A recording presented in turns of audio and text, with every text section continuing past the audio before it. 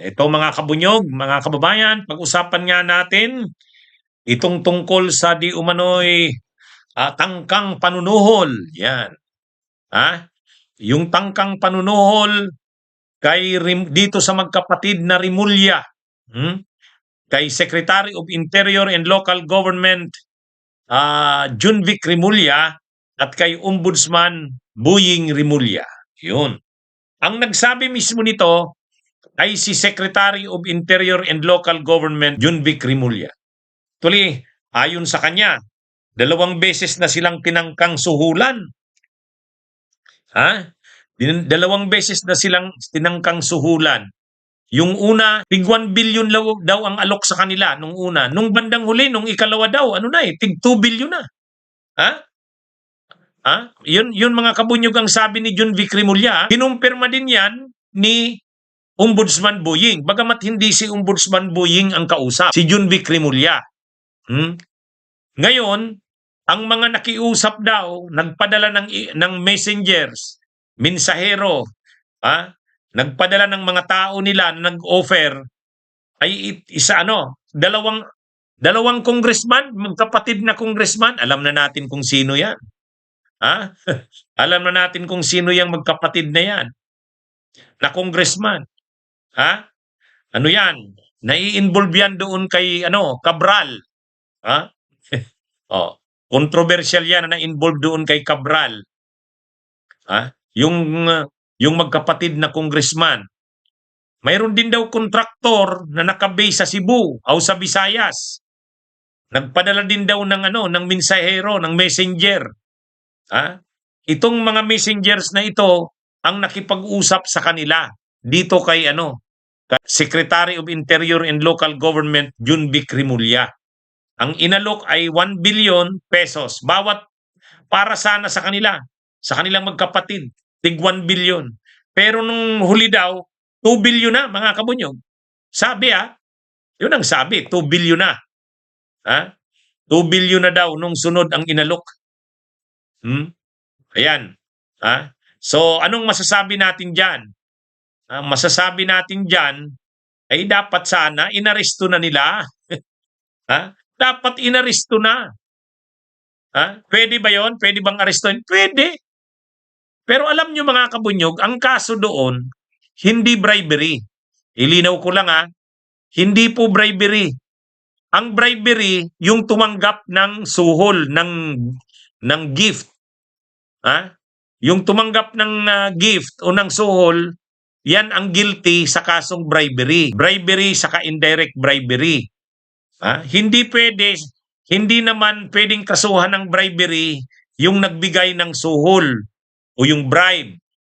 Ang nakakasuhan lang ng bribery ay yung public officer na tumanggap ng suhol. Yan mga kabunyog, mga kababayan. Ano pala ang pwedeng ikaso doon? Doon sa messenger, corruption of public official. Corruption. Yan mga kabunyog, mga kababayan. Yan ang dyan. Yan yung kaso dyan na pwede.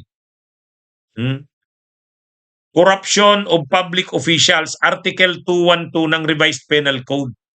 Ang pinaparusahan sa bribery, yung tumanggap ng bribe, ng suhol. Ang pinaparusahan sa corruption of public officials, yung nagbigay ng suhol o nag-propose. Yung nag-propose ng suhol. Kaya dito, yung nag-propose ng suhol, corruption na kaagad yon ng public official. Ano na yon mga kabunyog, bakit? Bakit na yung 212? Article 212, corruption of public officials, penalizes the person who makes the offer or promise or gives the gift to the public official. Yung nag-promise or nag-offer, na kaagad yun? May krimen na siyang nagawa. Ano yun? Corruption of public officials. Article 212. Ang bribery, yung tumanggap ng bribe. Ay hindi naman siya tumanggap ng bribe. Itong si si Remulla, kaya hindi yan liable ng bribery. Yun namang nagbigay ng bribe, o kung hindi man nagbigay, nag-offer lang, nangako, promises to make the ay to give the yung gift, o kaya offers to make ay to give a gift. Ano yun? Corruption of public official yun. Kaya yung lumapit kay Junbic, sabi niya, private meeting, lumapit sa kanya, inutusan ng kontraktor, o ng congressman na kontraktor. Ano na yun? Pwede na kaagad na inaresto yun eh. Pwede bang arestuhin ng hindi naman autoridad? Pwede. Private citizen nga pwede. Warrantless arrest. Any public officer or private person, kapag yung tao is actually committing a crime, nagko-commit ba siya ng crime? Yes. Nag-offer siya ng suhol eh. Di nakapag-commit na siya ng crime. Anong crime yon? Corruption of public officials. Kaya pwede na, dapat dinampot na kagad yun. Anuhin nyo to? Hulihin nyo to. Di ba? Pwede ngang hulihin yung emisary. Kasi siya na mismo yung nag-offer eh. Ang nag-offer doon yung emisary, yung messenger. Liable na siya doon. Liable na siya. Kaya nakakumit naman ng crime yung messenger, yung emisaryo. Yes. Kasi sa Article 2112, corruption of public officials, any persona na nag-offer. Di ba? Kahit ano lang siya, kahit emisaryo lang siya, messenger lang siya yung liable doon kasi siya yung nag-offer. Ngayon, pwede bang maging liable din yung principal, yung nag-utos sa kanya? Pwede. Conspiracy. Ipakita niya yung text message na inutusan siya ni ganito, ni congressman o ni kontraktor. Liable na rin yun. Di ba? Kaya actually, dapat nung nag-o-offer pa lang sa kanya, inaresto na. Inaresto na, kahit private citizen pwedeng mag-aresto kapag actually committing a crime. Actually committing a crime ba yon? Yes. Anong crime? Corruption of public official. Bakit corruption of public official? Kasi nag-o-offer siya ng 1 billion. Ay hindi naman siya eh. Inutusan lang siya. Hindi, siya yung nag-offer, kaya siya yung liable doon. Liable din ba yung principal niya, yung nag-utos? Yes. Conspiracy. Ipakita niya yung mga text message sa kanya o yung instruction sa kanya. Pwede na yon. The act sa conspiracy kasi, yung act nung isa, yung nag-offer, at saka yung kinakasuhan na principal, na rin yun, liable na rin yun sa act na yun.